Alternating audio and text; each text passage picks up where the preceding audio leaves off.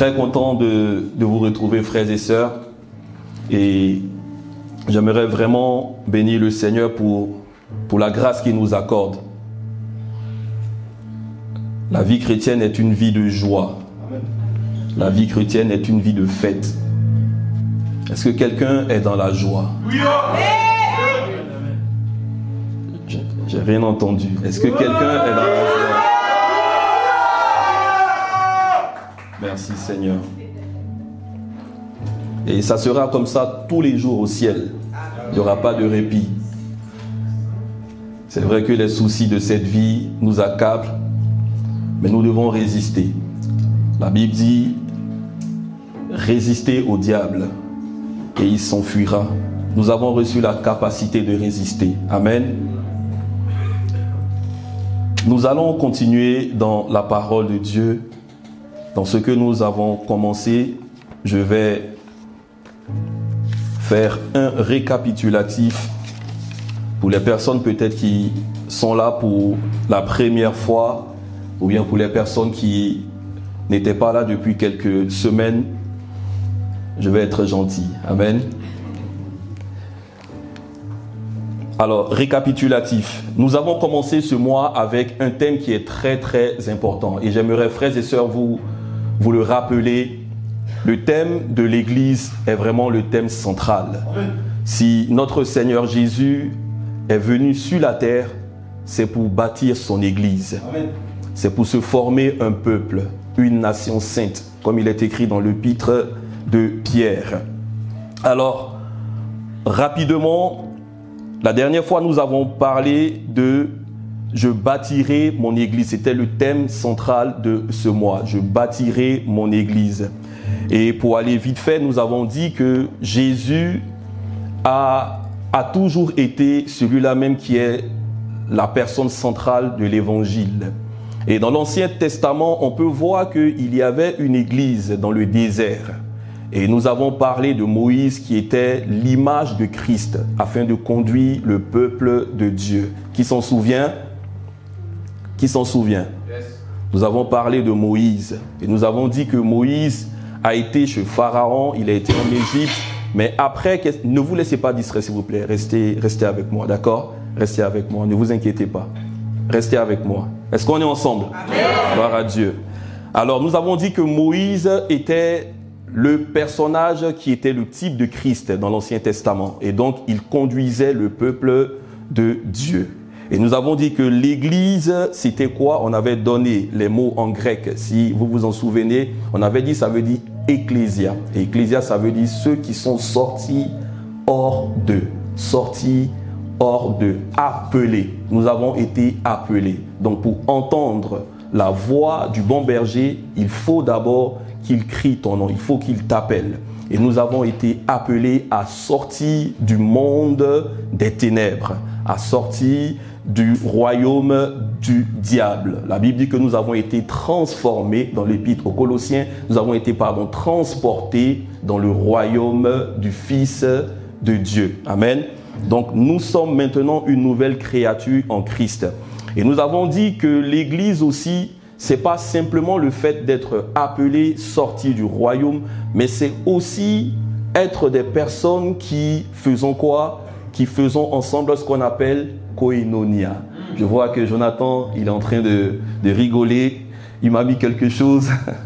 Ça faisait longtemps que je n'avais pas vu tout ça, Jonathan. Ne mets pas la pression.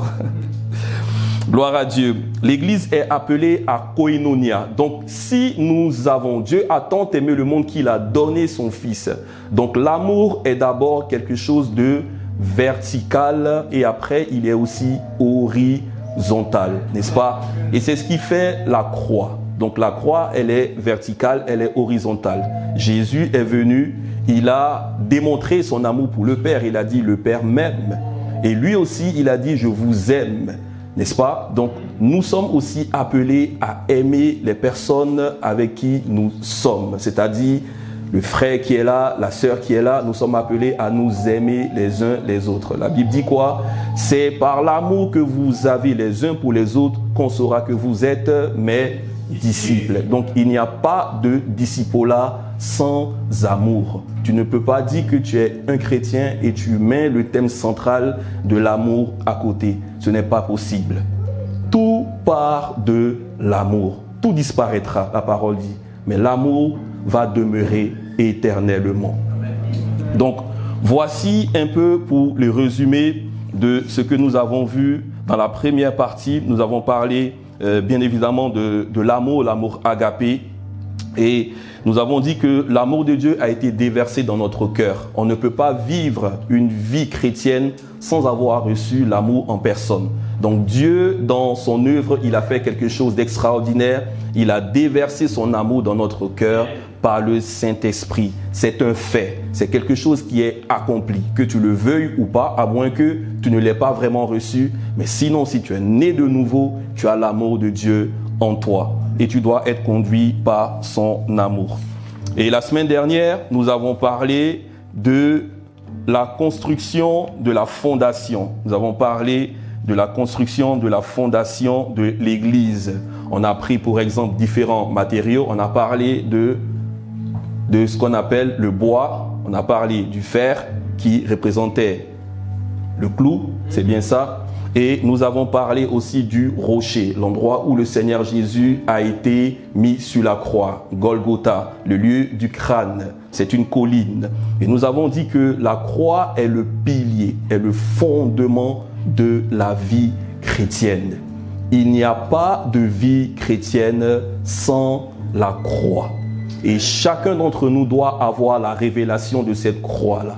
Tu dois avoir la révélation personnelle. Voilà pourquoi le salut, il est d'abord personnel. Il te faut une rencontre avec Dieu. Ce n'est pas parce que tu viens tous les samedis à l'église que tu seras sauvé. Non. Ce n'est pas parce que tu vas dans les groupes de maison que tu seras sauvé. Non. Ce n'est pas parce que tu vas même évangéliser que tu seras sauvé. Non. C'est parce que tu as eu une rencontre avec une personne et que tu es né de nouveau. Tout part de là, la nouvelle naissance. Un homme qu'on appelait Nicodème est allé voir Jésus. Et Jésus lui a parlé de ce qu'on appelle la nouvelle naissance. Pourtant, Nicodème était un docteur de la parole. Donc, le fait d'avoir des révélations ne veut pas dire que non, tu es sauvé. Est-ce que tu es né de nouveau? Est-ce que tu as reçu le Saint-Esprit? Je ne veux pas semer le doute, non. Mais c'est une question qui est pertinente. Parce que le but, ce n'est pas de se retrouver ici et après, on ne se voit pas au ciel. Ça serait dommage. Tu dois savoir que tu sais, que tu sais, que tu sais que tu es sauvé. Et il n'y a que Jésus qui peut te le montrer. La parole dit quoi? Que l'Esprit vient faire quoi? Il vient parler à notre esprit que nous sommes enfants de Dieu. Donc quand l'Esprit de Dieu vient, il y a ce qu'on appelle la régénération. Et lui maintenant, il prend le contrôle. Et il commence à nous guider. Amen. Donc voici un peu, nous avons parlé de cela. On a parlé de l'œuvre de la croix. On n'a pas vraiment touché tous les différents compartiments, c'est-à-dire le sang, la résurrection, l'ensevelissement. Non, on a parlé brièvement de l'œuvre de la croix. Et j'avais parlé des 5 merveilles de l'œuvre de la croix. J'en avais donné 2. Je ne sais pas si vous avez fait des recherches sur vous pour pouvoir chercher la suite. Mais je vais être gentil, je vais vous donner la suite rapidement. Alors, on a dit que la première merveille, c'était l'accomplissement par rapport à la loi de Moïse. Parce que dans l'Ancien Testament, la loi a servi de pédagogue. Ça veut dire quoi? Elle a servi à pouvoir conduire le peuple. Et il y avait des tables qui étaient données à Moïse et on disait, voilà, tu dois faire ci, tu dois faire ça. Là, on était vraiment dans tout ce qui est loi. Aujourd'hui, dans le monde, dans les gouvernements et autres, tout ce qui est donné comme les lois basiques par rapport à la société sont tirés de cette loi-là, la loi de Moïse. Et donc nous avons dit que le Seigneur Jésus, dans Colossiens 2, au verset 14, il a fait quoi? Il a effacé l'acte dont les ordonnances nous condamnaient. Donc nous sommes libres de la loi. Nous avons parlé aussi de la délivrance du pouvoir de la nature du péché. Nous avons parlé du péché et des péchés. C'est 2 choses qui sont différentes. J'ai pris un exemple très simple. J'ai pris l'exemple de l'usine qui fabrique le péché. Je prends aussi l'exemple d'un arbre. C'est comme s'il y a un arbre, il y a un tronc et il y a aussi les fruits. Donc, l'arbre en lui-même, c'est le péché et tout ce qui est donné comme fruit, c'est ce qu'on appelle les péchés. Tout ce que nous faisons, mentir, insulter, autres, ça, ce sont les péchés. Mais la nature même du péché, d'abord, elle-même, elle a été aussi déréglée, entre guillemets. Elle a été détruite par l'œuvre de la croix. Le vieil homme a été crucifié. On a parlé dans Romains 6, versets 5 à 6. Et nous avons parlé après de quoi? Du diable qui a été vaincu et nous sommes victorieux. Colossiens 2, verset 15, il a dépouillé les dominations et les autorités. Donc le diable n'a plus de pouvoir sur nous. Nous avons maintenant le pouvoir de faire quoi? De chasser les démons. Chasser les démons, c'est une consigne claire. Les démons ne sont pas là pour qu'on soit amis avec eux. On doit les chasser. Amen. Et nous avons l'autorité pour cela. Parlant de l'autorité, on n'aura pas le temps de voir ça aujourd'hui. Je l'ai préparé, mais ça sera pour la semaine prochaine. Aujourd'hui, nous allons parler d'autre chose. On le verra tout à l'heure. Quatrième chose, quatrième éveil, c'est la guérison des maladies et des infirmités. Nous avons maintenant droit à la guérison divine. Tu as le droit de parler à ton corps, tu as le droit de parler et de chasser les maladies. Voilà pourquoi quand nous sortons pour évangéliser, on peut commander et les malades sont guéris. Alléluia. Et Jésus, durant tout son séjour sur la terre, il n'a fait que guérir les malades. Donc, en l'occurrence, on a parlé de Ésaïe 53, verset 4. On a parlé de 1 Pierre 2, verset 24. Dieu transforme les malédictions en bénédictions. Voici la cinquième merveille. Les malédictions sont transformées en bénédictions. Donc, Galates 3, verset 13. Christ nous a rachetés de la malédiction de la loi, étant devenu lui-même malédiction. Étant devenu lui-même malédiction. Donc, Jésus s'est fait pécher pour que nous soyons justice de Dieu. Amen. Amen. Donc, voici brièvement. Et nous allons continuer dans cette lancée. Aujourd'hui, le thème c'est toujours « Je bâtirai mon église ». C'est la troisième phase, merci beaucoup. Et le sous-thème c'est « Justice et identité en Christ ». Justice et identité en Christ. Qui ici a rencontré le Seigneur il y a moins d'un an? Diaconette, j'ai vu que tu voulais lever ta main. J'ai vu. Qui ici a rencontré le Seigneur il y a moins d'un an? N'ayez pas honte, hein? N'ayez pas honte. Il y a moins d'un an. Levez les mains. Moins d'un an. Levez les mains, levez les mains. N'ayez pas honte. Qui d'autre? Je dirais même 2 ans. J'élargis un peu. 2 ans. Alléluia. Gloire à Dieu. Jefferson, gloire à Dieu. Ma sœur Dianis, gloire à Dieu. Amen. Alors, le thème que nous allons aborder est un thème qui est très important. Vous savez, il y a même des gens qui sont dans le Seigneur depuis 10 ans qui ne savent pas c'est quoi leur identité en Christ. Quand on parle souvent de crise identitaire, il peut y avoir une crise identitaire dans la vie chrétienne, dans la vie de beaucoup de frères et de beaucoup de sœurs. Quand tu ne sais pas qui tu es en Christ, ça peut être très très dangereux. C'est un des messages les plus importants de la vie chrétienne.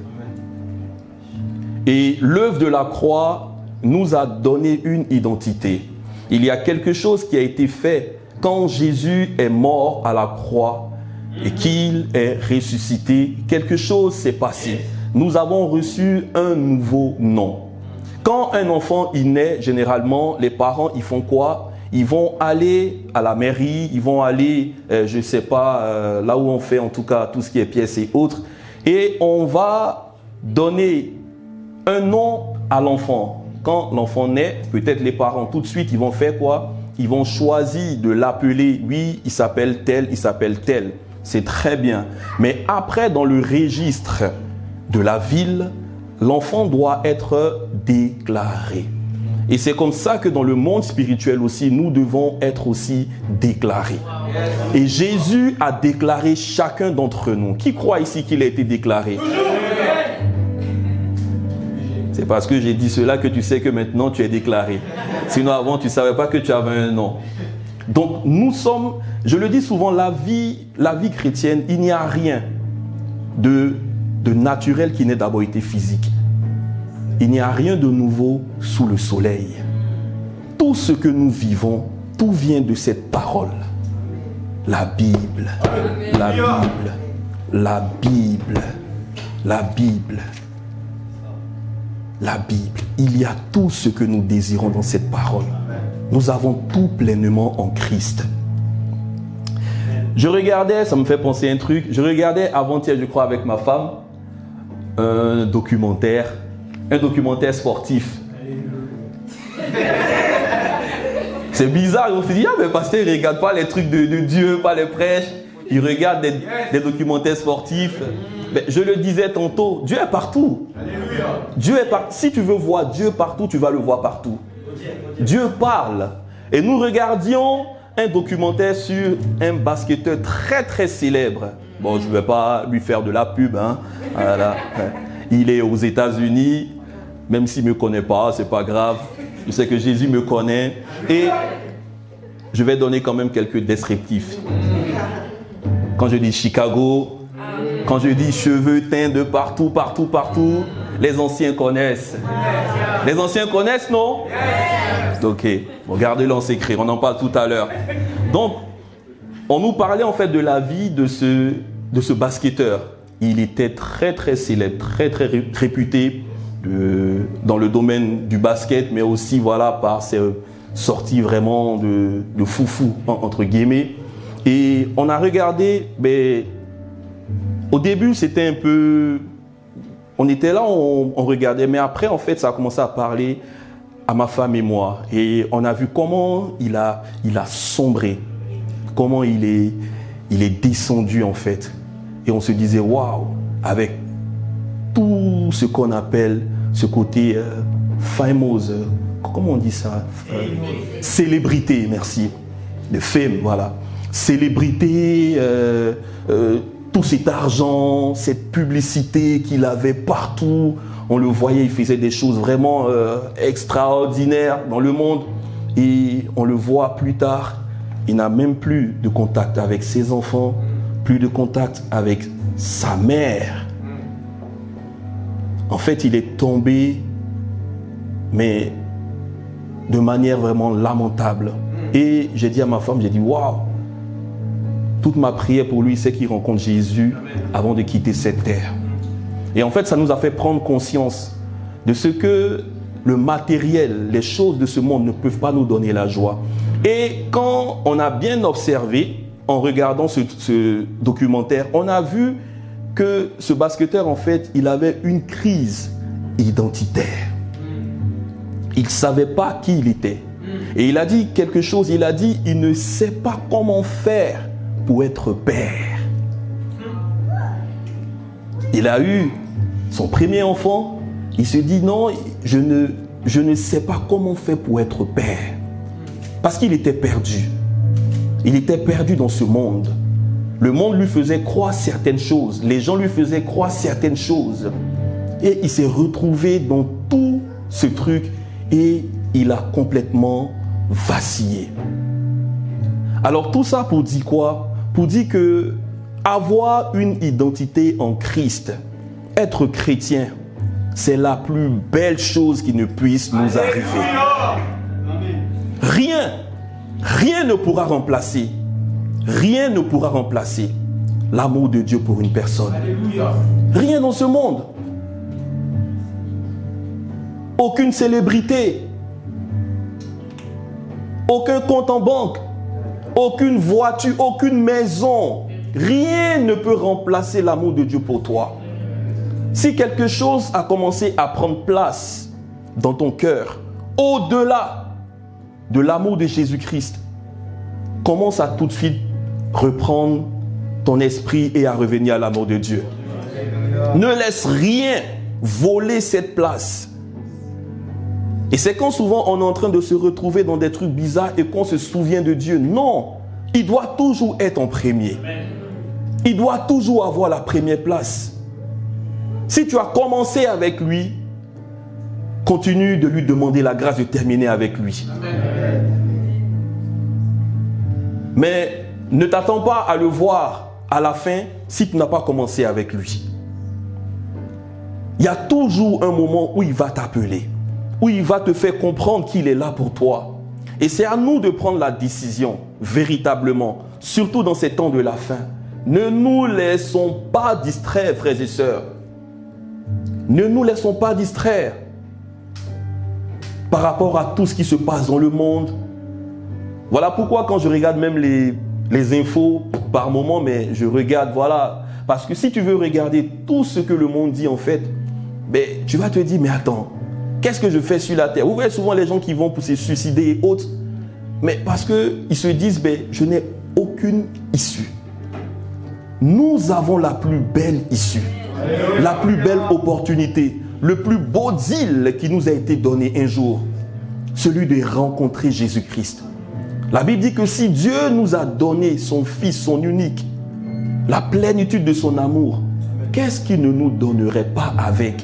Et là, je parle à une personne, peut-être qui traverse des moments difficiles, matériellement, dans le mariage, je ne sais pas moi, dans peu importe la situation. Si Jésus est descendu sur la terre pour toi, dans tout son amour, dans toute sa plénitude, qu'est-ce qu'il ne te donnerait pas avec? Soit tu as peut-être commencé à mettre cette chose qui était une bénédiction au-dessus de Jésus, ou soit tu ne connais pas ton identité en Christ. Parce que souvent, même quand on commence à faire des affaires, à peut-être avoir un travail stable, une maison et autres, on commence plutôt en fait à avoir cette crainte, la peur du lendemain. Et il y a quelqu'un ici qui a cette peur du lendemain par rapport à tes affaires, par rapport à ton travail. Tu te dis, mais si je perds ça, comment est-ce que je fais?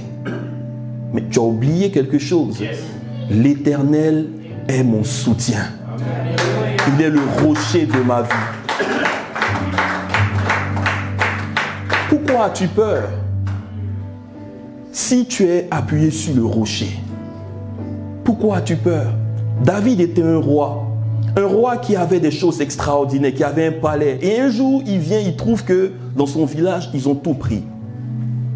Ils ont pris les femmes, ils ont pris les enfants, ils ont brûlé tout le village. Et David se retrouve sans rien. Lui qui avait été roi, pour qui les gens avaient chanté, les gens avaient acclamé, et il se retrouve là sans rien. Et qu'est-ce qui se passe? Les hommes qu'il a entraînés, ces vaillants commandos, et ils sont là, ils le regardent. Tout le monde se tourne contre David et on l'accuse. C'est toi qui nous as fait perdre tout ça. À cause de toi, David.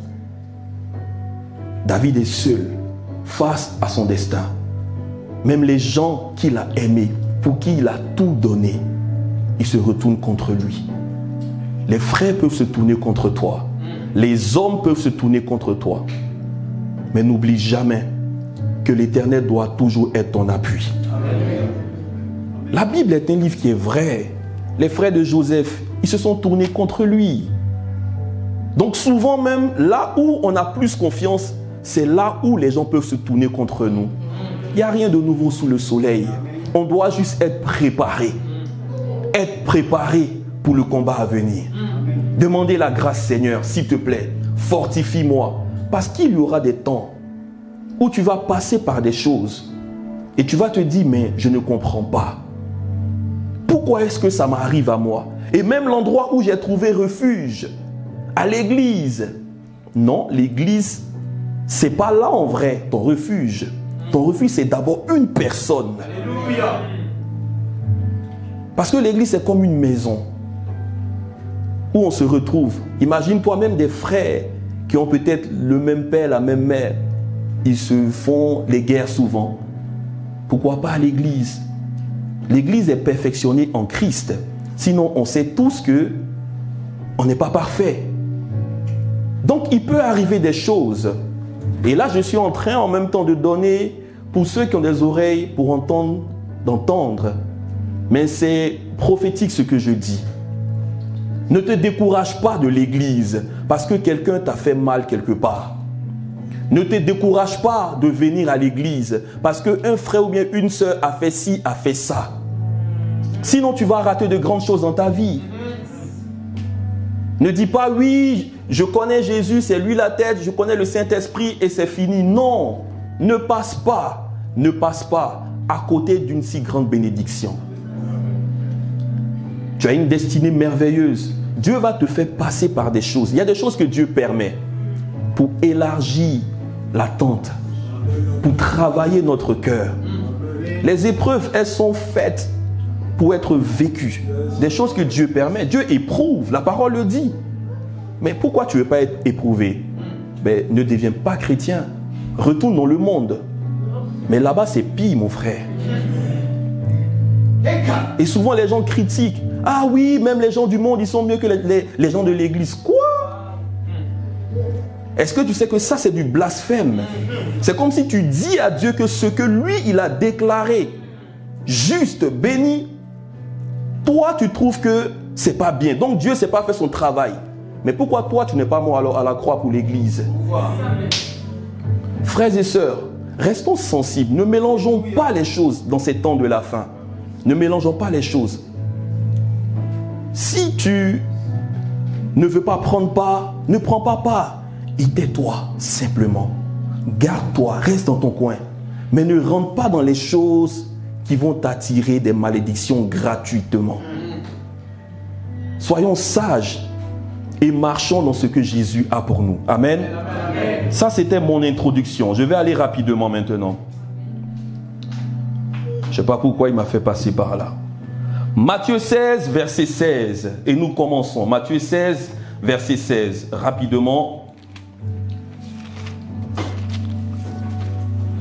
Merci, Jo. Matthieu 16, verset 16.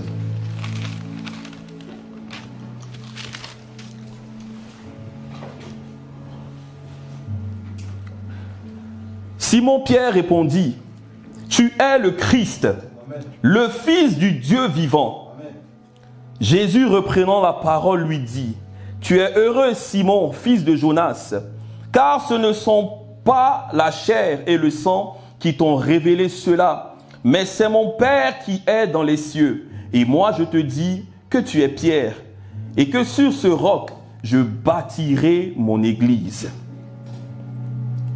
Et que sur ce roc, je bâtirai mon église. Et que les portes, du séjour des morts ne prévaudront point contre elle. Amen.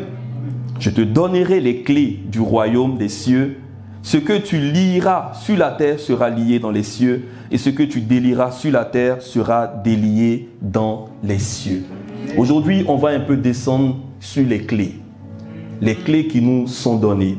On a parlé de l'église qui est bâtie par Christ. Jésus nous rend participants à pouvoir construire avec lui. 1 Corinthiens 3, verset 9. Si j'ai bonne mémoire, on va voir un truc rapidement. Car nous sommes ouvriers avec Dieu. Nous sommes ouvriers avec Dieu. Vous êtes le champ de Dieu, l'édifice de Dieu. Nous sommes ouvriers avec Dieu. Dans d'autres versions, c'est mis, nous sommes héritiers et co-héritiers avec Christ. Héritiers de Dieu, co-héritiers avec Christ. Donc, si nous sommes co-héritiers, c'est que nous avons aussi reçu la grâce de profiter pleinement de certaines choses. Est-ce qu'on est d'accord? Qui parle d'héritage parle de quelque chose qu'on n'a pas travaillé pour avoir. C'est un don. Prends, mon frère, prends, ma sœur. Le Saint-Esprit est le plus précieux don que nous avons reçu. Le Saint-Esprit de Dieu. La merveilleuse personne. Dieu qui vient se mélanger à la poussière. Il n'y a que lui seul qui a pu le faire. Personne d'autre n'a pu le faire. Dieu qui vient dans un corps de chair. Aujourd'hui, ce Dieu-là habite en toi. Est-ce que tu le crois? Est-ce que tu le crois, Salomé? Que Dieu habite en toi. Tu as pleinement la vie divine. Est-ce que tu le crois, Ciara? Que tu as la vie divine en toi. Est-ce que tu le crois, Jefferson? Que tu as la vie divine en toi. Les Corinthiens ne croyaient pas. Paul leur demande, mais 1 Corinthiens 3, verset 16. Il leur dit quelque chose. Il est étonné de les voir vivre, mais d'une manière bizarre. Et il dit, ne savez-vous pas que vous êtes le temple de Dieu et que l'Esprit de Dieu habite en vous? Amen. Paul pose la question, ne savez-vous pas? Et cette question, il l'a posée plusieurs fois. Je crois aussi 1 Corinthiens 6, verset 19 aussi. Il pose la question, mais parce qu'il vivait mal. Il vivait comme s'il n'avait jamais rencontré Dieu. Dans l'impudicité, dans la méchanceté, dans la calomnie, dans la jalousie et des choses qu'on peut retrouver dans la maison de Dieu. Voilà pourquoi Jésus vient dans un premier temps pour faire quoi? Pour purifier le temple. Qui parle de construction, la dernière fois je l'ai dit, parle d'abord de destruction. Amen. Il vient pour renverser les pensées. Il vient pour renverser le système que nous avions acquis autrefois. Ça peut être culturel, ça peut être religieux. Il vient pas construire tout de suite comme ça, non. Sinon la maison ne va pas tenir. Voilà pourquoi lui-même il s'appelle le roc.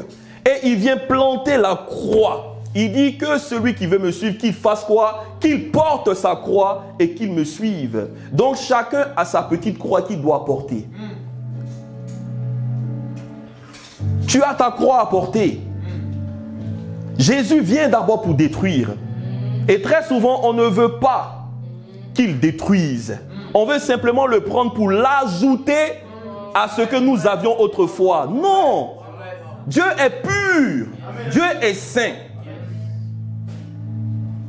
Ça ne se mélange pas. La sainteté de Dieu. Tu ne peux pas vouloir simplement rajouter Dieu à tes projets. S'il a pour toi de nouveaux projets, qui commande? C'est toi ou c'est lui?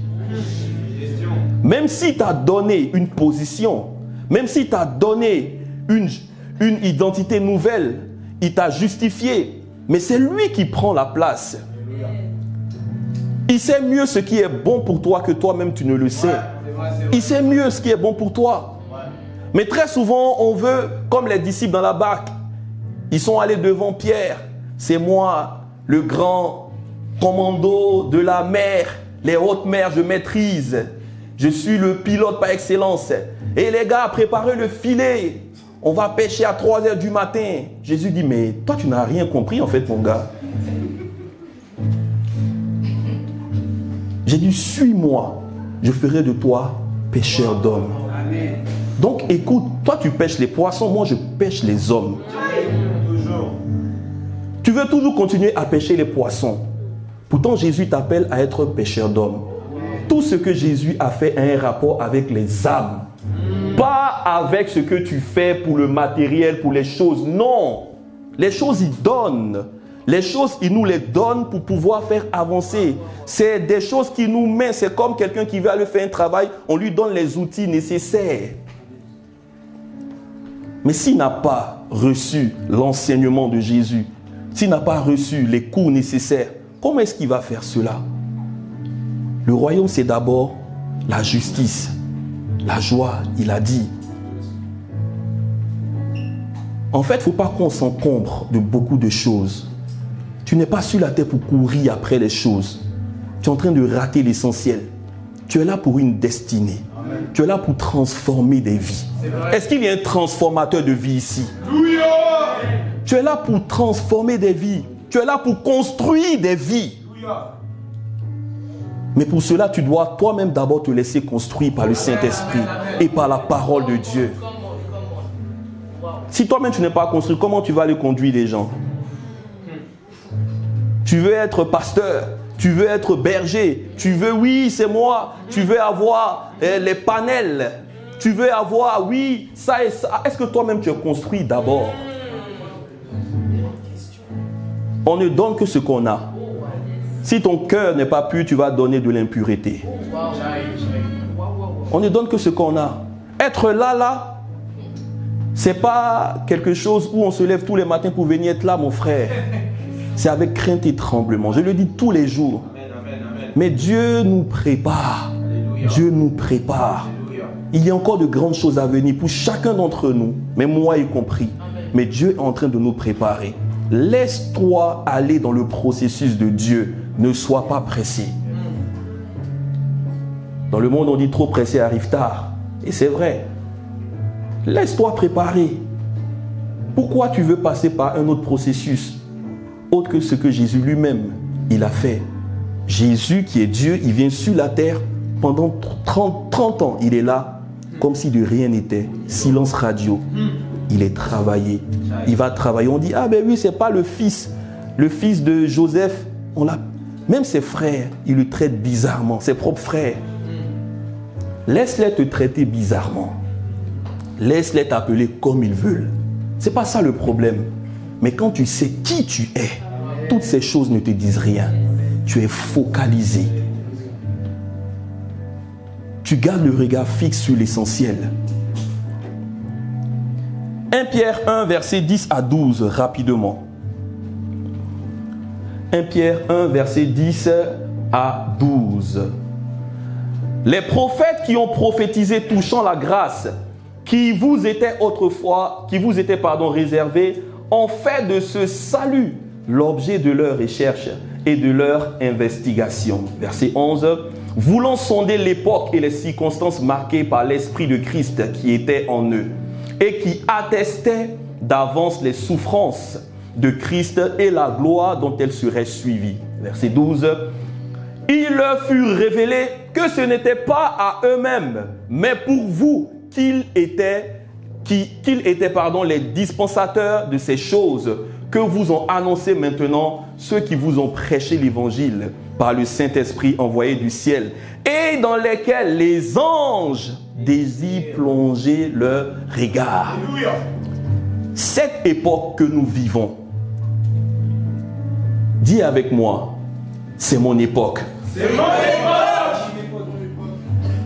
Tu dois être content, joyeux de faire partie de cette époque-là. C'est une grâce. Amen. C'est une grâce de faire partie du Nouveau Testament. Le supérieur, on est dans la période du supérieur. L'Ancien Testament, c'est l'inférieur. Pas que Dieu fait des choses imparfaites, non, mais c'est une gloire nouvelle. De vivre ce que nous vivons. Dieu qui vient habiter pleinement en nous. La Bible dit quoi? Au verset 10, que les prophètes, ils ont prophétisé. Ils ont fait quoi? Les prophètes qui ont prophétisé touchant la grâce qui vous était réservée. Eux, ils ont prophétisé. Les Abraham, les Moïse et autres, ils ont parlé de ça. Ils ont été même des acteurs. L'ombre des choses à venir. Tout ce qu'ils ont fait concernait ce que nous vivons aujourd'hui. Et il dit quoi? Ce qui vous était réservé ont fait de ce salut l'objet de leur recherche et de leur investigation. En fait, ils ont passé eux toute leur vie à chercher ce que toi tu as aujourd'hui. N'est-ce pas une grâce? Toi tu le vis pleinement. Tu as le Saint-Esprit en toi. Tous les jours, même quand tu ne le sens pas. Il est là. Moi, je le crois bêtement qu'il est là. Même quand je me lève le matin, que je suis là, je suis fatigué, je crois qu'il est là.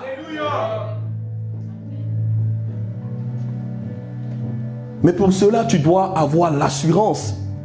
Tu dois avoir la révélation qu'il est là. En fait, souvent nous croyons qu'il est là et puis il part, il va se promener un peu, quand il est content, il vient. Non, il est là tout le temps. Tout le temps, il est là permanemment. Il est là. Tu dois le croire, Gilles, c'est qu'il est là. Il est avec toi, ma soeur. Peu importe ce qui arrive, tu dois croire qu'il est là. Même si hier, tu t'es pris la tête avec ton collègue. Ça, c'est une personne ici. Qui s'est pris la tête avec son collègue? Si tu es honnête, lève la main. Personne ne lève la main. T'es pris la tête avec ta collègue? Non. Même s'il y a eu des choses, mais crois qu'il est là. C'est comme ça. Ce sont des faits divins. On en a parlé la semaine dernière. C'est fait, c'est fait. Mais nous devons travailler à ne pas l'attrister en nous. Qu'il puisse nous conduire. Eux, ils ont désiré voir ce que nous avons aujourd'hui. 1 Corinthiens 2, verset 1 à 2. 1 Corinthiens 2, verset 1 à 2. On revient sur la croix et après on va accélérer. 1 Corinthiens 2, verset 1 à 2. L'apôtre Paul dit quelque chose. Pour moi, frère, lorsque je suis allé chez vous, ce n'est pas avec une supériorité de langage ou de sagesse. Ce n'est pas avec les histoires de Réma. Non, ce n'est pas pour vous dire, ah oui, est-ce que tu as vu ça, Jésus, mon chien, il est... Non, non, non, non, non. Je viens vous prêcher quelque chose de très simple. Et Paul va dire quoi? Que je suis allé vous annoncer le témoignage de Dieu. Verset 2, le plus important. Car je n'ai pas eu la pensée de savoir parmi vous autre chose que quoi? Jésus-Christ. Que Jésus-Christ. Et Jésus-Christ crucifié. Je n'ai pas eu la pensée de savoir parmi vous autre chose. Parce que les gens, ils avaient laissé les choses importantes. Les Corinthiens, ils avaient commencé à vivre n'importe quoi. Ils font n'importe quoi, ils sont là. Ah oui, oui, parce que c'était un mélange de païens et de juifs en fait. Donc, on ne sait pas qui dit la vérité et ils commencent à chercher, ils vont... Mais Paul dit, mais attendez, je vous donne en fait la chose la plus importante. L'enseignement le plus important. Pourtant, Paul dit, dans Actes des Apôtres 20, je crois, il dit qu'il a prêché tout le conseil. Mais dans tout le conseil, en fait, il revient sur ça. Jésus-Christ crucifié. Jésus-Christ crucifié. Jésus-Christ crucifié. Et si tu te souviens bien, j'ai dit que la croix, ça représente quoi?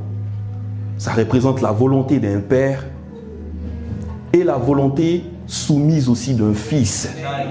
C'est le grand carrefour, le lieu de rendez-vous le plus important d'une vie. Le père qui aime tant le monde qu'il donne son fils. Le fils aussi qui est tellement soumis qu'il obéit au père. Et il vient donner sa vie. Jésus l'a dit, en vérité je vous le dis, personne ne peut prendre ma vie. Amen. Je l'offre en sacrifice. Amen. Et donc c'est dans son conseil souverain que Jésus est venu. Dieu a parlé, le Père, le Fils, le Saint-Esprit, ils sont là, ils font leur réunion. Et Jésus dit dans le rouleau du livre, c'est de moi qu'il s'agit. Je viens, ô Dieu, pour faire ta volonté. Et il n'a pas triché. Il est venu dans un corps comme le nôtre. Yes. Comme toi, comme moi. Il n'a pas triché. Dieu n'est pas un tricheur. Sinon, on dirait, ça serait facile. Voilà pourquoi certaines personnes disent, ah ben non, comme c'est Jésus. Non, ce n'est pas parce que c'est Jésus. Jésus a vécu, il a montré en fait ses limites humaines aussi. Il dormait, il a pleuré, il avait soif, il mangeait. Donc il nous montre que nous pouvons aussi le faire. Amen. Donc il n'y a pas de triche. Dieu n'est pas un tricheur. Dieu est vrai. Paul nous parle de Jésus-Christ crucifié. Et nous avons parlé de l'œuvre accomplie. La dernière fois, on s'est arrêté à ce que Jésus a fait jusqu'à la mort. Mais quelque chose de très important va se passer. La Bible nous dit que le Seigneur Jésus, il est resté dans le tombeau pendant 3 jours. Et après, qu'est-ce qui s'est passé? Il est ressuscité. La résurrection de Jésus-Christ est une partie très importante de ce que nous sommes aujourd'hui en Christ. Amen, amen. 1 Corinthiens 15, verset 14. À travers la résurrection de Christ, il y a la preuve que Dieu a accepté le sacrifice de son Fils. La résurrection est la preuve que Dieu a accepté le sacrifice de Jésus. Le sacrifice était parfait.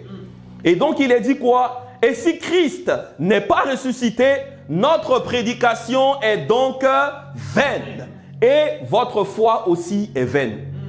Si Jésus n'est pas ressuscité, c'est que tout ce que je dis là, c'est faux.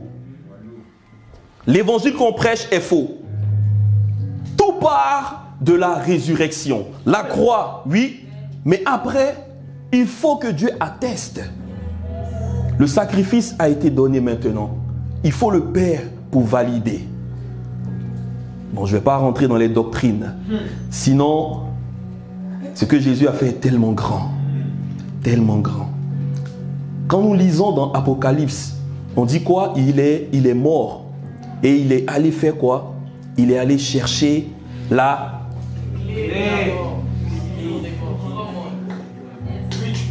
Est-ce que Dieu meurt? Non.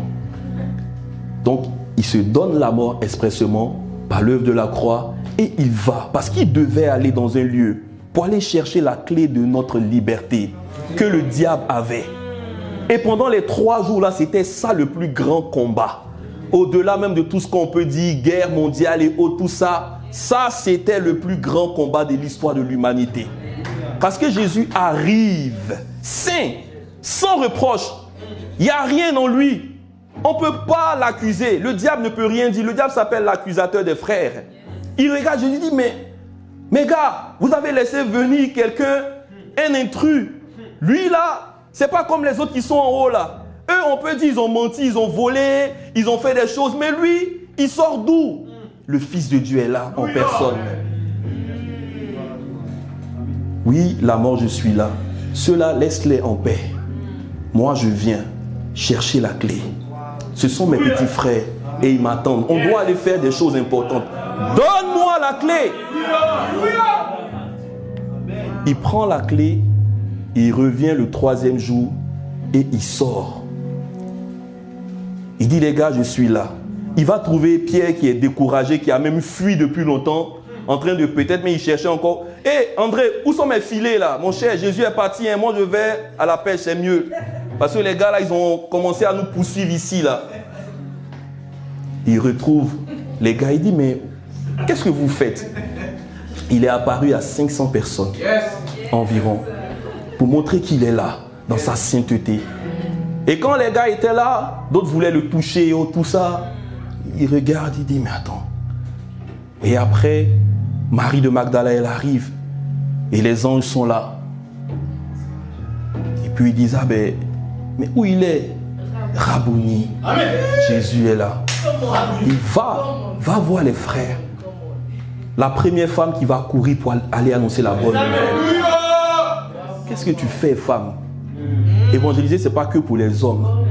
Tu as aussi ta part dedans. Les gens aujourd'hui qui disent que non, la femme ne doit pas prêcher, mon chien. Est-ce que Saint-Esprit, il y a son garçon, il y a son femme? Yes! Si tu as reçu le même esprit en toi, tu peux prêcher. Tu peux annoncer l'évangile. Tu peux chasser des démons. Tu peux guérir des malades. Purifier les lépreux. Tu peux faire toutes ces choses en Christ. C'est ton héritage. C'est ton héritage. C'est ton héritage, Cassandra. Tu peux guérir des malades. Tu peux faire des choses pour Christ. Ne laisse personne éteindre ces choses-là. Dis que non, oui, les femmes, mon chien, c'est des mensonges. C'est des mensonges. Si Jésus a voulu que, si Dieu lui-même a voulu que Jésus vienne par une femme, pourquoi la femme n'a pas sa place? N'écoutez pas ces mensonges-là. Et rentrez dans votre appel. Amen. La résurrection est la preuve que Dieu a accepté le sacrifice de son Fils et qu'il pouvait être juste parce que Jésus avait porté le péché, n'est-ce pas? La Bible dit même pour aller loin, il s'est fait lui-même pécher. Il s'est fait lui-même pécher. Et donc il pouvait être juste et nous aussi nous justifier. Et donc quand il sort de là, ce qu'on appelle maintenant la justification à proprement parler. Voyons quelque chose ensemble dans le passage de Zacharie 3, versets 1 à 4. Amen. Zacharie 3. Zacharie 3. Et Zacharie, c'est l'avant-dernier livre de l'Ancien Testament. Les gens ne lisent pas Zacharie. Lisez Zacharie, les frères. Agé, Zacharie, tout ça. C'est la parole de Dieu. Sophonie, Amos, Naoum. Il me fit voir Josué, le souverain sacrificateur debout devant l'ange de l'Éternel. Et Satan qui se tenait, on n'a pas dit un démon, on dit Satan, le diable lui-même en personne. Satan se tenant debout. Et Satan qui se tenait à sa droite pour l'accuser, l'accusateur des frères. En fait, tu sais pourquoi tout le temps tu es là et puis tu te culpabilises. C'est parce que tu n'as pas la révélation de ton identité en Christ. On l'appelle le père du mensonge, l'accusateur des frères. Mais toi, tu as la vérité. Tu as été libéré en Christ. Tu es libre en Jésus. Tu es purifié. Jésus a fait quelque chose une fois pour toutes. Mais tu continues d'être accusé. Depuis 5 ans, 10 ans, tu es dans le Seigneur. Mais quand il y a peut-être un petit truc qui arrive, oh, pasteur, prie pour moi. Je ne me sens pas digne d'aller devant le trône. Excusez-moi, mais c'est de l'orgueil. Soit tu es ignorant, soit tu es orgueilleux. Comment Dieu peut te justifier? Il peut te dire que non, tu es pur par mon sang précieux. Et toi, tu as le courage de dire que non, je ne suis pas digne d'aller. Pourtant, lui, il t'a trouvé digne. Pas parce que tu le mérites, non.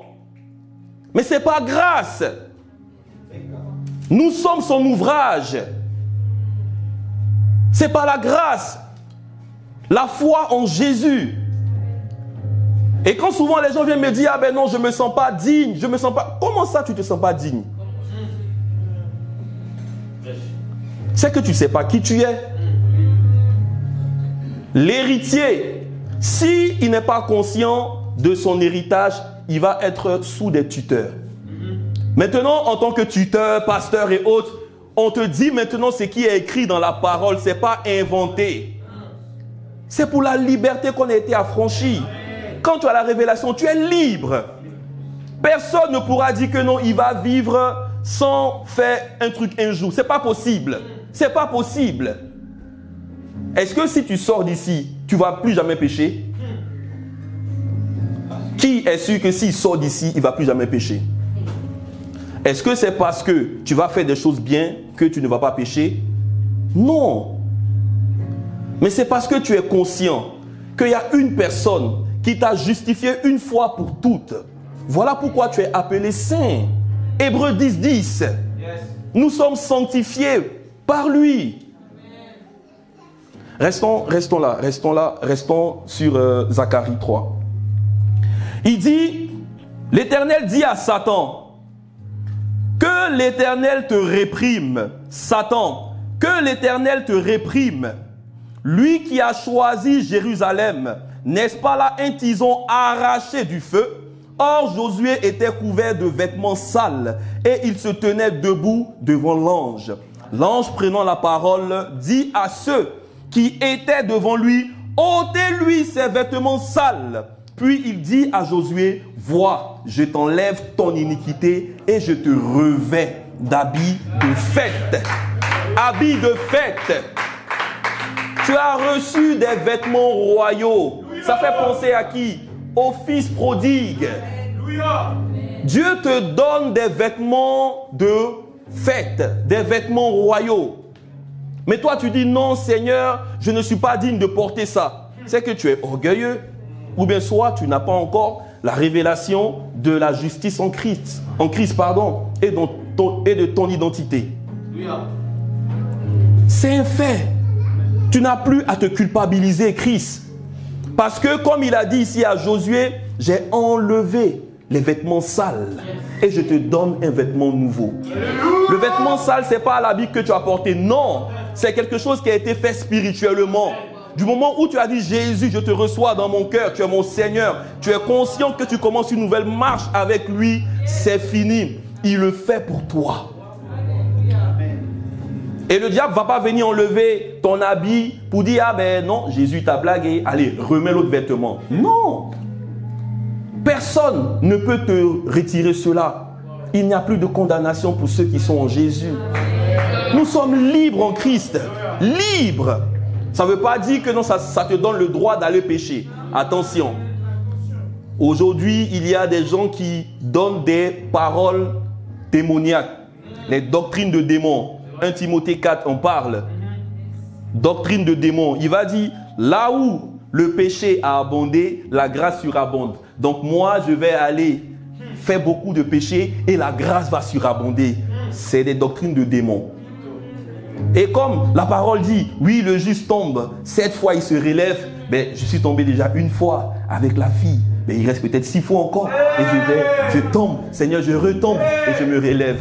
Attention, si Jésus revient dans ça, tu vas en enfer.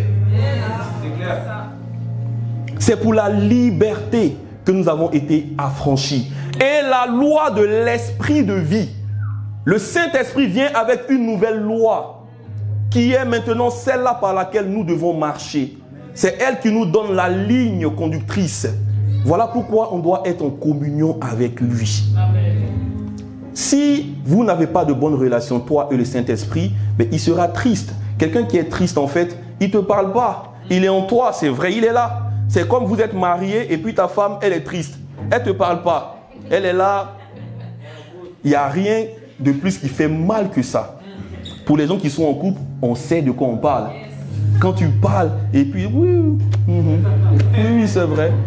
Ou bien elle te répond, mais tes envols, tu vois. Ton repas, il est là-bas, va manger. Tu dis, mais attends, il y a un truc qui ne va pas. Et là maintenant, ma chérie, qu'est-ce qui se passe? Non, viens. On va faire un truc. Je t'invite ce soir. Sur la scène. Là, après, elle commence à comprendre que, ah ben là, il veut se racheter. C'est comme là, tu viens demander pardon, Saint-Esprit, pardon. Et les choses repartent de plus belle parce que tu as touché quelque chose. C'est une personne qui a des émotions. Et donc, tu peux être sincère envers lui. Je reconnais Saint-Esprit. Je reconnais ma chérie. Je reconnais mon mari que j'ai fait ci. Mais s'il lit la parole de Dieu, le pardon est fait pour nous. Il te pardonne et on avance. C'est aussi simple que ça. Voilà pourquoi on parle de relation, frères et sœurs. Zacharie a eu un vêtement nouveau. La justification, c'est quoi? Tu peux noter. La justification en Christ, c'est l'action de Dieu déclarant l'homme libre de toute culpabilité.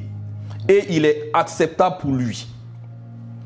La justification, c'est l'action de Dieu déclarant l'homme libre de toute culpabilité et acceptable pour lui. Donc tu es libre maintenant en Christ. C'est comme, il y a eu comme un tribunal. Le mot qui est pris ici dans la parole de Dieu, la justification, dans Romains 3, versets 21, 24 et autres, c'est un mot qui fait partie de tout ce qui est droit et autres. Donc, quand tu arrives, il y a un avocat, n'est-ce pas, qu'on appelle Jésus notre avocat. L'avocat, il est là pour défendre. Il est là pour défendre. Il est là pour te dire, ok, c'est vrai que tu as fait ci, tu as fait ça. Tu m'as tout mis.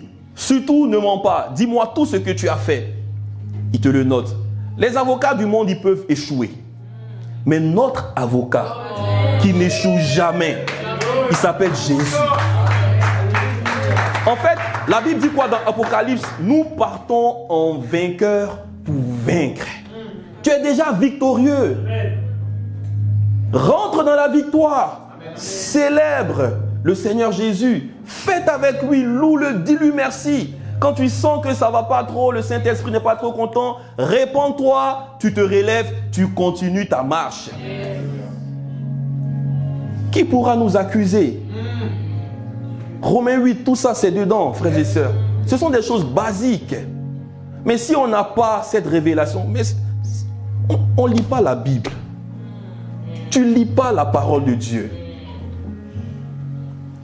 Si Dieu a permis que ce livre-là nous arrive comme ça, le grand Dieu, il t'envoie une lettre, toi tu ne la lis pas. Ah, le Saint-Esprit. Quoi, Saint-Esprit? Lis la parole. Même quand l'Esprit parle, la parole aussi doit parler. Jamais l'un sans l'autre. Jamais. Parce qu'aujourd'hui, on peut tomber dans les choses d'hérésie, d'émotion. Qu'est-ce que la parole dit? Qu'est-ce que la parole dit? On va accélérer. Le fils prodigue, je le laisse. Je ne vais pas aller dans les détails. Mais lui aussi, voilà, c'est un peu pareil. Il était là et puis il a pris son héritage, il est allé le dilapider. Et après, il est couché, il mange la nourriture des porcs.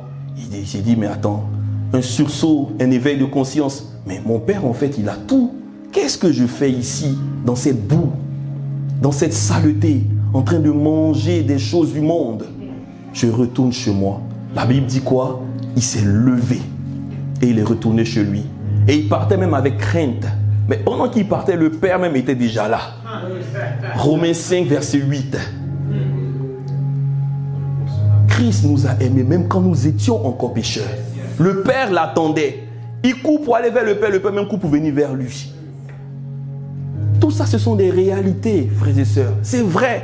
Quand tu dis, Seigneur, je ne peux pas. Souvent, quand tu as peut-être fait un truc où le diable, il t'accuse. Mais le diable, c'est un menteur. Tout ce qu'il veut, c'est de te faire croire que tu n'as pas une identité. Le diable ne t'attaque pas toi. Il attaque ton identité en premier. Il sait que s'il a pu avoir ton identité, c'est fini, t'as eu. Tu dis, je m'appelle Céliane. Le diable dit, non. Tu t'appelles Marco Polo. Pas moi. Céliane. Tu t'appelles Céliane ou bien Marco Polo? Tu t'appelles Marco Polo. Tu t'appelles Marco Polo. C'est vrai ou pas? Tu t'appelles Marco Polo? Céliane? Non, tu t'appelles Marco Polo. Et c'est comme ça que le diable insiste. Vous voyez, en fait, c'est un jeu. Mais à force d'écouter, la foi vient de ce que l'on entend. Et il va te rabâcher. Tu t'appelles Marco Polo. Regarde, la dernière fois, tu as fait un statut où tu as mis Marco Polo. Et puis les gens ont dit, oui, tu lui ressembles. Hein? Et toi, tu dis, ah ben oui, c'est vrai, j'ai des traits. Il va insister. À la fin, toi-même, tu dis, bon, ouais, c'est bon, j'abdique. Appelez-moi désormais Marco Polo. Et tu vas avec Marco Polo. Pourtant, tu t'appelles Céliane. La foi vient de ce que l'on entend. Et c'est comme ça que le diable nous a eu souvent. Il te fait croire que tu n'as pas l'identité en Christ. Ah, tes parents, ils t'ont donné le nom de Marco Polo. Donc Céliane, désormais, c'est Marco Polo. Céliane Marco Polo. Je ne sais même pas où je suis allé chercher ça aussi. Après le pardon, nous avons la paix avec Dieu. Et nous avons un nouveau statut, une nouvelle position en Christ, une nouvelle identité. Donc quand nous sommes justifiés, nous avons une nouvelle identité.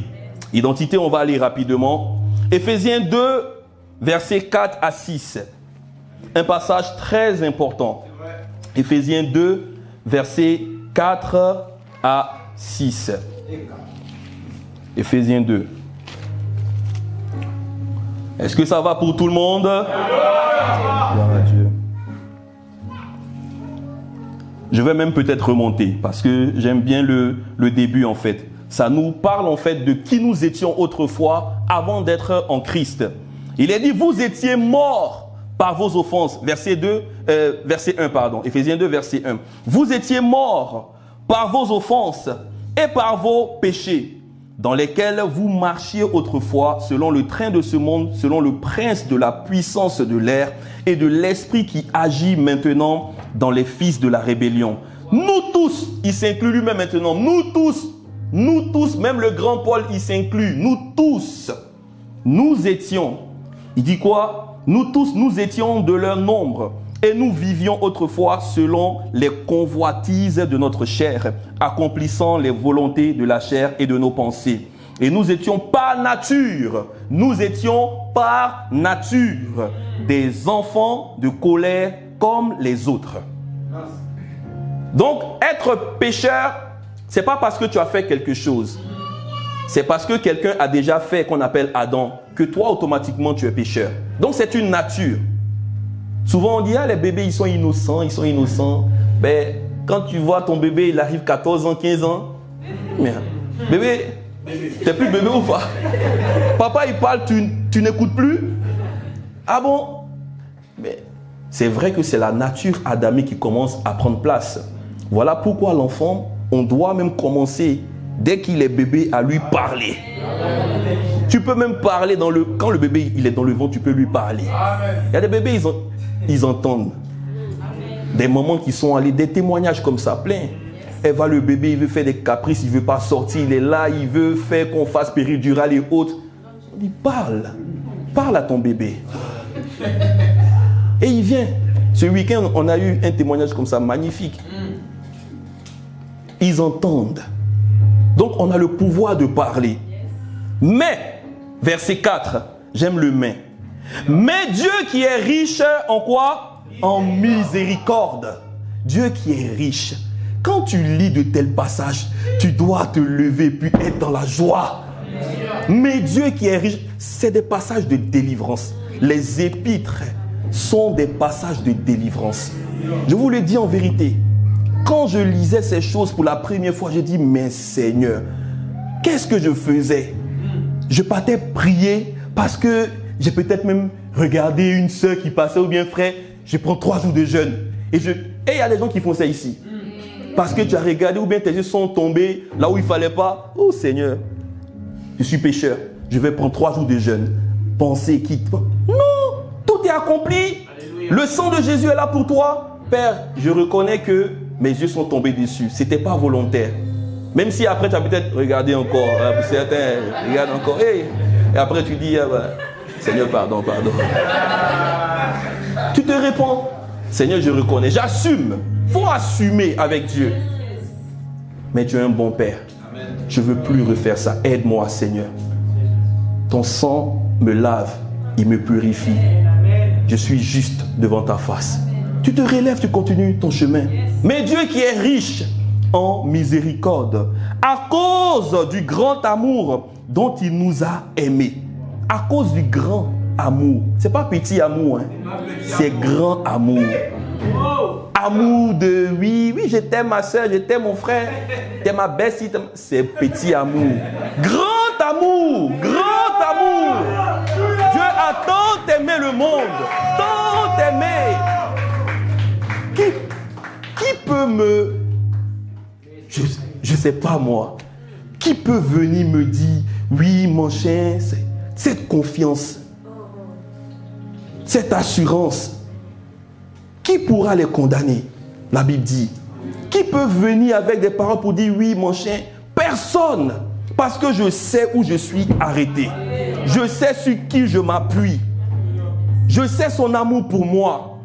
Et je le redis souvent. Même si tu étais seul au monde, le seul habitant de la terre, Jésus serait descendu pour toi. Qui peut venir te dire quoi que ce soit parce qu'on t'a dit ça, parce qu'on t'a fait ça, ton cœur est... En même temps, tu restes là pendant 1 semaine, tu ne parles pas aux gens, tu ne viens pas à l'église. C'est que tu n'as pas rencontré l'amour de Dieu en vrai. Je m'en fous de ce que la personne a fait. Je m'en fous. Je sais que Dieu m'aime. Et je vais prier pour lui. Je vais prier pour elle. Et j'avance avec Dieu. Grand amour. Si Dieu t'a aimé comme ça, où est-ce que tu vas aller quémander l'amour? Souvent, on quémande l'amour. Souvent, on est là et puis parce que le pasteur ne m'a pas salué aujourd'hui, Il y a des gens comme ça. Le pasteur, il me voit pas. Ou bien, il t'a écrit. Tu as même oublié de répondre. Ça peut arriver. Hein. Ça fait peut-être matin jusqu'au soir. Ou bien, tu as vu, tu dis, attends, je vais répondre. Après, le temps passe, tu n'as pas répondu. Tellement de choses à faire. Et pasteur, maintenant... Les pasteurs là, comme ils sont derrière le micro là, ils s'en foutent maintenant de leurs fidèles. Moi, je vais aller dans l'autre église là. Et tu vas aller commencer à faire d'autres choses. Aller voir la sœur. Ah, mais moi-même, je lui ai écrit. Et comme par hasard aussi, la sœur aussi. Voilà, un jour peut-être, elle t'a écrit, tu as répondu après. Ah, c'est lui. C'est vrai, mais moi, il m'a fait ça un jour. Et là, on commence à faire Congo ça. On commence à parler pour rien. Frères et sœurs, c'est que là, il y a un problème d'amour. Ça peut arriver. Si j'écris à mon frère Jefferson, il ne m'a pas répondu. Mais je me dis, peut-être mon frère, il est au chantier. Ou bien il est occupé avec madame, avec leur fille. Ça peut arriver. Mais on se met des fardeaux, des trucs, et notre relation avec Dieu devient mauvaise. Le cœur. Garde ton cœur plus que toute autre chose. Car c'est de lui que viennent les fleuves d'eau vive. La Bible dit, si ça ne tient qu'à vous, soyez en paix avec tout le monde. On sait, moi je sais que tout le monde ne peut pas m'aimer. Jésus lui-même, ils ne l'ont pas aimé. Jésus dit, si on m'a traité de Belzéboul, mais attendez que vous aussi, on vous traite pareillement. Donc, on doit s'apprêter parce qu'on va vivre de telles choses aussi. Dieu te demande de t'apprêter. Quand tu vas commencer à être vu, à avancer, la jalousie peut naître, des choses peuvent naître. Tout le monde n'est pas content forcément. Pour ceux qui sont plus faibles, le diable va les utiliser. Mais si toi qui es plus grand, tu commences aussi à descendre aussi à un tel niveau, comment est-ce que l'Église peut avancer? Comment? Des choses simples qui sont pratiques. Dieu, dans son grand amour, il a fait quoi? Il nous a aimés. Nous qui étions morts par nos offenses, nous a rendus vivants avec Christ. C'est par grâce que vous êtes sauvés. Il nous a ressuscités ensemble. Dis avec moi, ressuscités ensemble. Ressuscités ensemble. Il nous a ressuscités ensemble. Dans d'autres versets, on dit Jésus est ressuscité. Mais là, on te dit que pendant que Jésus était en train d'être ressuscité, toi aussi tu étais avec lui. Même si c'est 2025 années après, tu étais avec Jésus. Peut-être tu n'avais pas l'info. Aujourd'hui, je te la donne. C'est ce que la parole dit. Il nous a ressuscités. C'est conjugué à quoi? Au passé composé. C'est ça, non? Il nous a ressuscités ensemble. Passé composé. La Bible, c'est... Il y a tout dans la Bible. Il y a tout dans la Bible. Ça vient de Dieu. Vous ne savez pas que Dieu, il faisait conjugaison au ciel aussi. Vous croyez que c'est à l'école seulement vous avez appris ça? Ressuscité ensemble. Et nous a fait quoi? Asseoir. Il nous a fait asseoir. Ensemble encore. Asseoir ensemble. Dans les lieux célestes. En Christ. En Jésus-Christ. Afin de montrer dans les siècles à venir l'infini. Afin de montrer dans les siècles à venir. En fait, le truc avait déjà été fait. Donc maintenant, il montre ça dans les siècles qui sont passés, qui sont venus là. Qui nous montre quoi? L'infinie richesse de sa grâce. Par sa bonté envers nous en Jésus-Christ. C'est pas inventé. C'est la parole de Dieu. Si tu crois en cette parole-là, tu es libre. Amen. Si tu crois en ça, tu la ressasses, tu la déclares, tu es libre. En fait, personne ne pourra faire quoi que ce soit parce que tu te lèves, tu dis, mais le plus grand patron de l'univers m'a aimé. Qui va faire quelque chose pour pouvoir me déboussoler? Personne. Pour pouvoir me faire titiller? Personne. J'ai mon Père. Son amour me suffit. Il s'appelle El Shaddai, le tout suffisant. Il m'a donné son amour.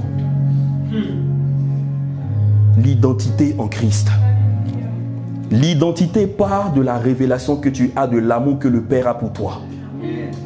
Qui tu es en Christ, il t'a positionné. Nous sommes devenus enfants de Dieu. Jean 1, verset 12, rapidement. Jean 1, verset 12. Mais à tous ceux qui l'ont reçu, à ceux qui croient en son nom, elle a donné le pouvoir de devenir enfants de Dieu. Lesquels sont nés de non du sang, ni de la volonté de la chair, ni de la volonté de l'homme, mais de Dieu.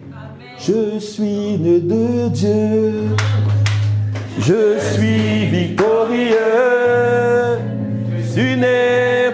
Est-ce que tu peux te lever et puis chanter avec moi? Rempli du Saint-Esprit, c'est une réalité. Je suis né de Dieu. Je suis victorieux, plus que vainqueur. Je suis né pour influencer. Rempli du Saint-Esprit, je louerai son. Est-ce que tu peux louer avec moi? Est-ce que tu peux chanter, sauter avec moi? Verset 12, verset 12. Je suis un conquérant. Verset 12. Je louerai son nom. Je louerai son nom. Parce que je suis son fils. Je suis né de Jésus. Je suis un conquérant. Je louerai son... Lesquels sont nés? Nés de la chair, non, non, non, non. Nés des hommes, non, non, non, non, non. Mais je suis né de Dieu. Je suis un conquérant. Je suis un conquérant. Je suis plus que vainqueur. Je suis plus que vainqueur. Je louerai son nom. Je louerai son nom. Je louerai son nom. Je suis victorieux, plus que vainqueur en Jésus. Tu es victorieux en Jésus. Tu es plus que vainqueur en Jésus. Alléluia. On termine s'il vous plaît. Asseyez-vous. C'est une réalité mes frères. C'est une vérité. Tous les jours tu dois être dans la fête. Tu dois fêter tous les jours. La vie chrétienne est une vie de fête. Tu as tes vêtements, tu as tes beaux habits. Ce n'est pas forcément les habits de Zara là, non. Mais les habits royaux que ton Père t'a donnés. Tous les jours tu te lèves, Seigneur, je porte mes vêtements, le casque du salut, j'ai la couronne, je mets les chaussures pour les ailes de l'évangile, la cuirasse, plus que vainqueur en Christ.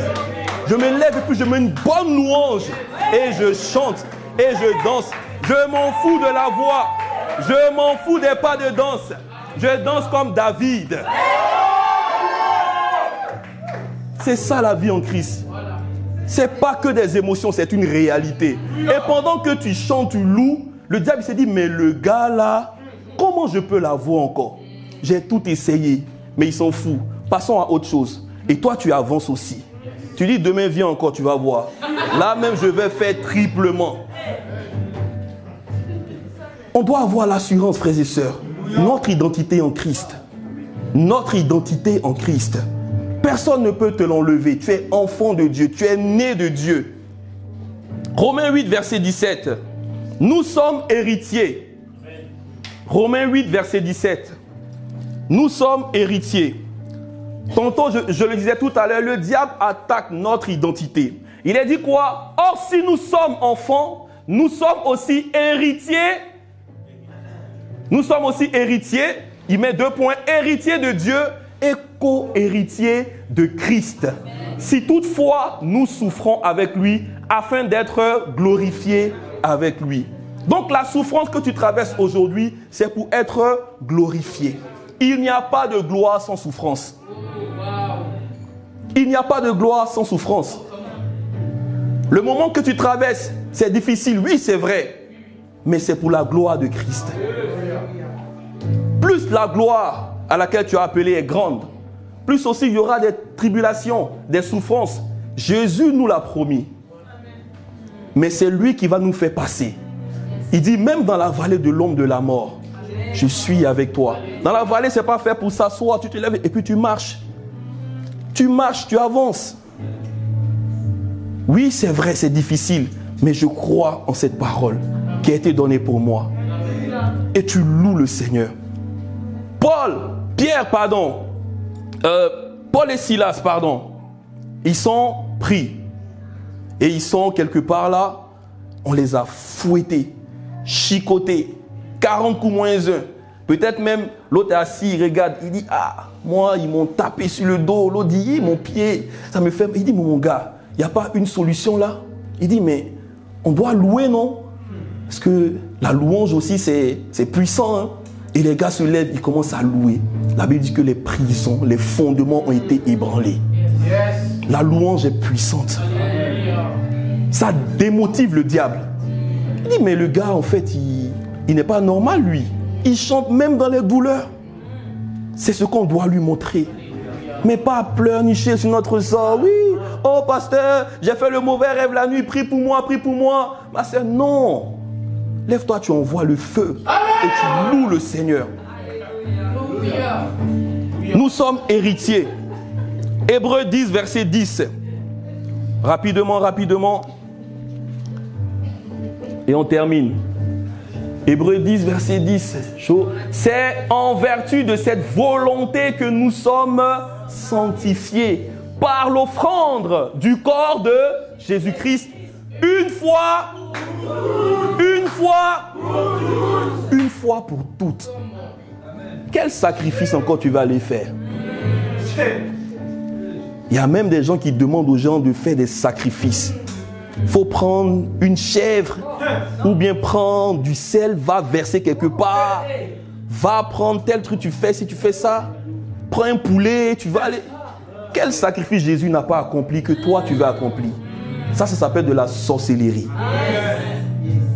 Quand tu sais que le sacrifice par excellence, saint, sans péché, est passé pour toi à la croix, c'est fini. C'est fini. La croix est le plus grand autel de délivrance. Qu'est-ce que quelqu'un peut faire autre chose que Jésus n'a pas déjà fait? Qui peut faire quelque chose à part Jésus? Nous sommes le temple, 1 Corinthiens 3, verset 16, on l'a vu tout à l'heure. Satan attaque toujours notre identité. Dans Matthieu 4, à partir du verset 2, on voit qu'il pose des questions au Seigneur Jésus. Si tu es fils de Dieu, est-ce que tu as besoin de faire des choses pour prouver que tu es fils de Dieu? Et souvent, le diable va te poser cette question. Les circonstances de la vie vont te poser ces questions. Les vents et marées vont te poser ces questions. Les tempêtes vont te poser ces questions. Qu'est-ce que tu vas dire? Si tu n'as pas la parole de Dieu, comment tu vas te défendre? Il y avait des tempêtes. Jésus était sur la barque avec les autres. Ils ont commencé à pleurer.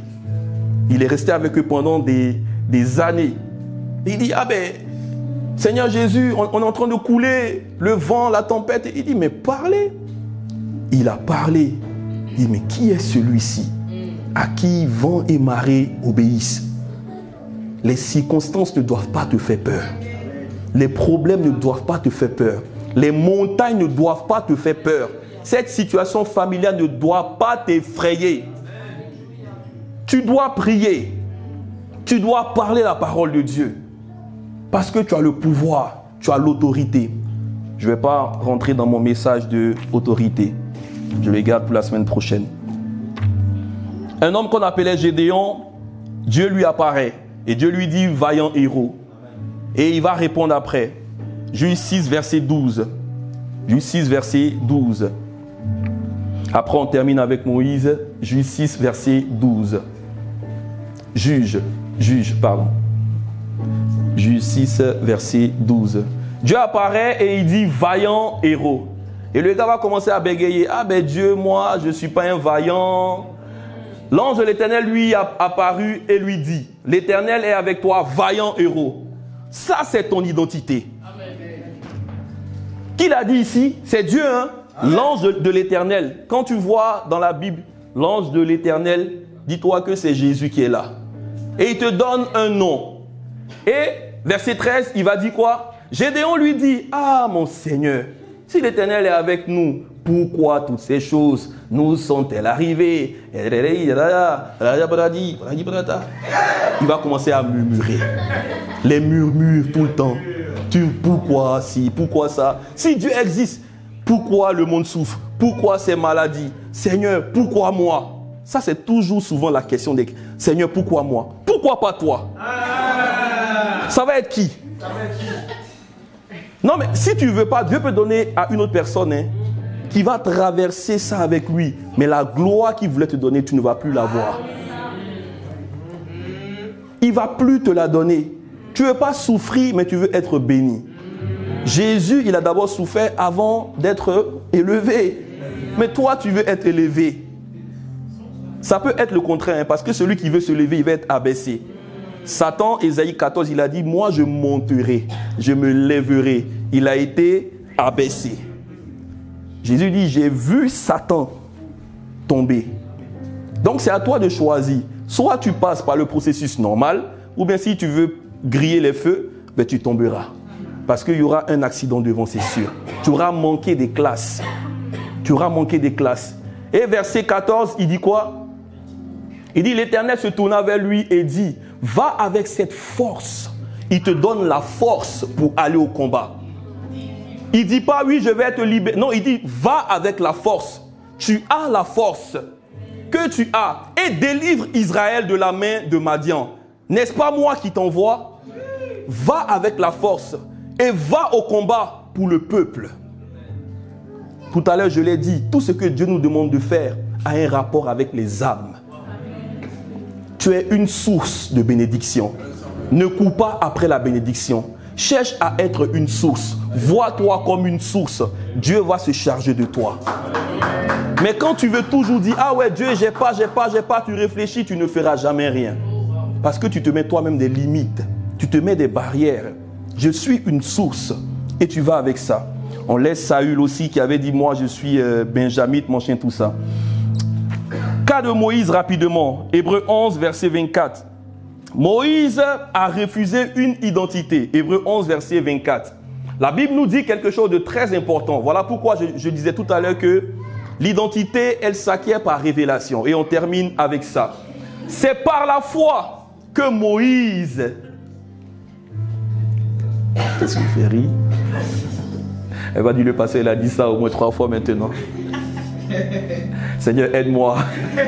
C'est par la foi que Moïse, devenu grand, refusa d'être appelé fils de la fille de Pharaon. Il refusa d'avoir une identité du monde.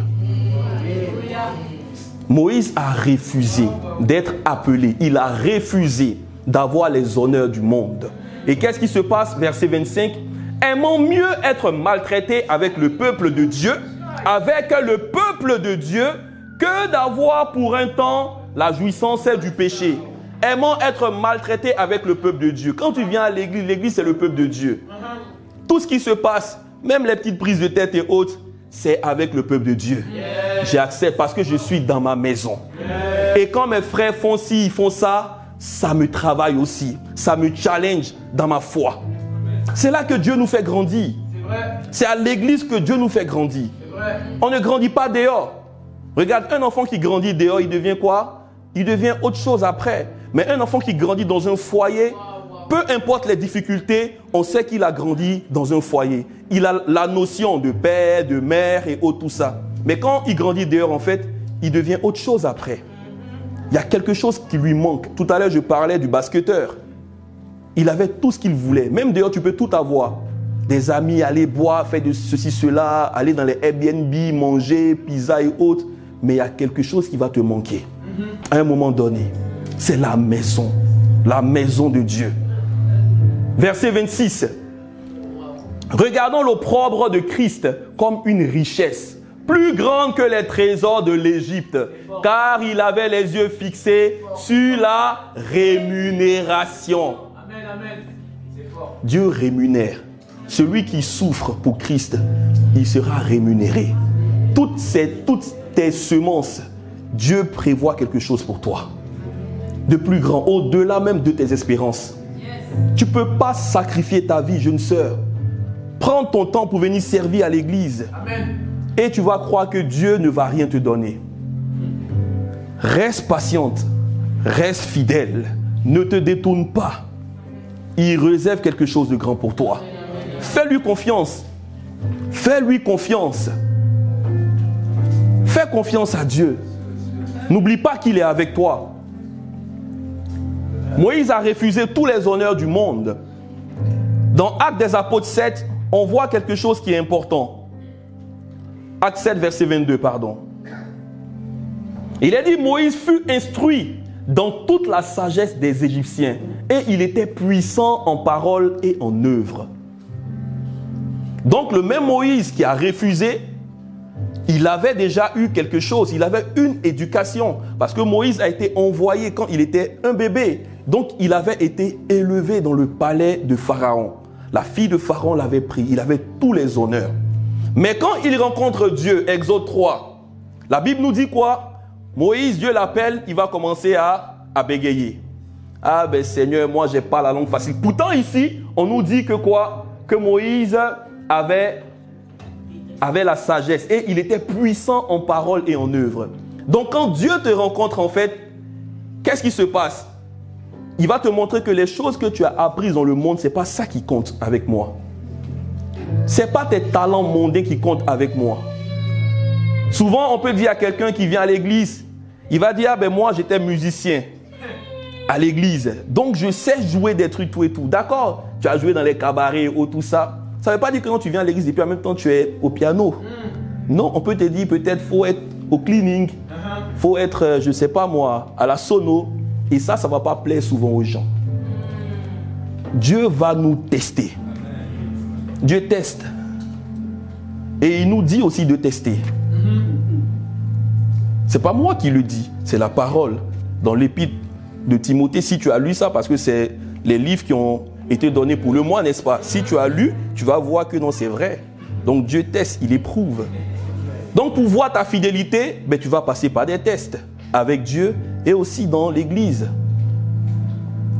Mais à travers les instructions, ça on va en parler, je ne vais pas rentrer là-dedans tout à l'heure. L'instruction peut être le chemin de ta destinée. Tu peux rentrer dans ta royauté à travers les instructions qu'on te donne. Ça c'est autre chose. Moïse, dans Exode 3, il voit Dieu et il est là, il regarde le buisson ardent. Il se pose des questions. Donc il est resté plus de 40 ans dans le désert et n'avait pas la révélation de qui il était. C'est-à-dire que on peut dire, j'ai coupé avec le monde, je viens à l'église, mais ne pas savoir qu'on est enfant de Dieu. Ne pas savoir notre identité. C'était le cas de Moïse. Il était derrière le troupeau de son beau-père. Pourtant, il est quitté d'un endroit pour venir accomplir une mission. Et le peuple qui devait être libre après 400 années, comme le Seigneur avait prophétisé à Abraham, ils sont restés 430 années. Lui-même, il a rajouté 30 années dessus par désobéissance, parce qu'il n'avait pas la révélation de son identité.